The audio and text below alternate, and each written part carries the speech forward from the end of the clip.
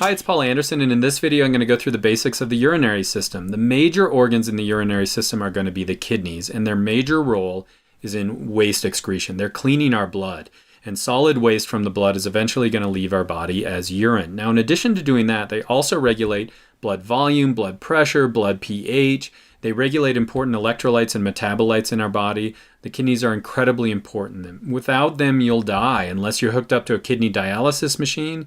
But that's going to require going 3 times a week, 4 to 5 hours a day, hooked up to a machine just to clean your blood.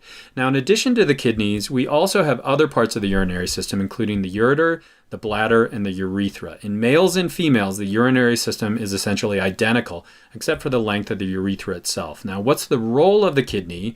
The role is to produce urine.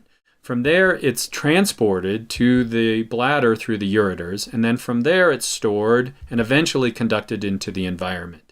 That's how we lose this waste. Now, you might be thinking to yourself, what is urine? Well, urine is mostly water, so 90 to 95% of urine is going to be water, but the rest of it is going to be solid waste, both inorganic and organic. Organic waste like urea, uric acid, and inorganics like toxins and certain salts as well. If we look at the structure of the kidney, on the outside we're going to have the renal cortex. Renal simply means kidney. So we've got the outer layer of the kidney, and then on the inside we have the renal medulla.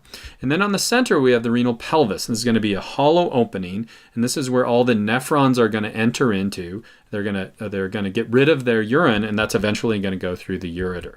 Now, if we look inside the kidney itself, we find the whole thing is just filled with blood vessels. Around 20% of cardiac output is going through the kidneys. So that's a massive amount of blood that's going through the kidneys. How does it do that? Well, it comes in through the renal artery, out through the renal vein, but there's a huge amount of surface area inside the kidneys itself. From there, we go into smaller arteries, and then arterioles and capillaries, and then eventually the blood is going to come out. But the important waste excretion is going to take place as we get to those center blood vessels. So let's zoom into that, and let's zoom into the functional unit of the kidney, which is going to be the nephron. So if we look at where these blood vessels are found, blood's going to flow into the nephron through the afferent arteriole, and then it goes into the glomerulus, or the glomerular capillaries. At this point, you essentially have a dead end. The blood is flowing in, and it comes to a dead end. That dead end is inside something called the Bowman's capsule. At this point, we're going to have filtration occurring. A lot of that blood plasma is squirting out of the capillary, and it's eventually going to move into the urinary system. From there, the blood goes through the afferent arteriole. And so at this point, we've got filtration taking place. This is where we're actually filtering the blood. Now, if you look at the blood vessels, they continue to go and wrap around the rest of the nephron, the peritubular capillaries, before they're eventually going to leave. What's going on all of this surface area is secretion and reabsorption. Secretion is when we're taking material that's in the blood that wasn't filtered out, but we're getting rid of that. And also there's some material in the filtrate, glucose, water, for example, that we want to reabsorb. So we're going to take that back into the circulatory system.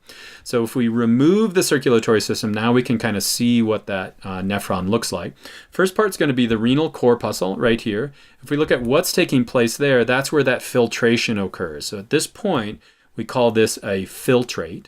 From there, it's going into a number of different renal tubules. The first one is going to be the proximal convoluted tubule. Proximal means close to the renal corpuscle. Convoluted means it's just folded over and over in many different dimensions. We're increasing the surface area there. What's going on at this place is that we're reabsorbing important material. We're reabsorbing solutes, water. We're taking that back into our circulatory system. From there, the renal tubules are going to flow down into what's called the loop of Henle. We have a descending limb of the loop of Henle, and during that, we're reabsorbing a lot of the water. And then as we have the ascending limb of the loop of Henle, we're reabsorbing a lot of that sodium and chloride. A lot of that salts are coming back into our body. If we look at where we are inside the kidney itself, as we go down into the loop of Henle, we've entered into that renal medulla.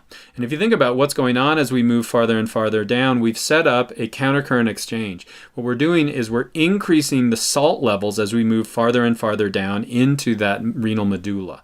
That makes it easier for us to take back more of that water in the descending limb of the loop of Henle and also in the collecting duct. From there, we're moving into the distal convoluted tubule and then into the collecting duct. If you think about where this collecting duct is going, you can see that we're getting a bunch of other nephrons that are connected to it as well. From here, it's eventually going into that center of the kidney, the renal pelvis, and eventually it's going to leave as urine. Now, what's going along in that distal convoluted tubule and the collecting duct is we have variable secretion and reabsorption of solutes and water. So in other words, sometimes we're getting rid of waste and sometimes we're taking that back into the body. Now, a lot of this is under hormone control. So for example, a really important hormone is vasopressin or ADH, antidiuretic hormone. And what that's going to do is it's going to affect the distal convoluted tubule and the collecting duct itself. And what it does is it essentially shuts down the flow of water outside our body.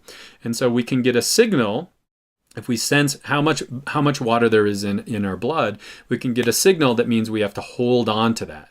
Or we can have a signal that says we want to release that water and it's eventually going to leave as urine. If we look at where it goes, from here, all of that waste that comes out of the nephron is emptying out eventually into the pelvis, into the ureter, and it's stored in the bladder itself. From there, we can eventually conduct that to the environment. And so that's how the urinary system works. It's really simple. It's also really, really important, and I hope that was helpful.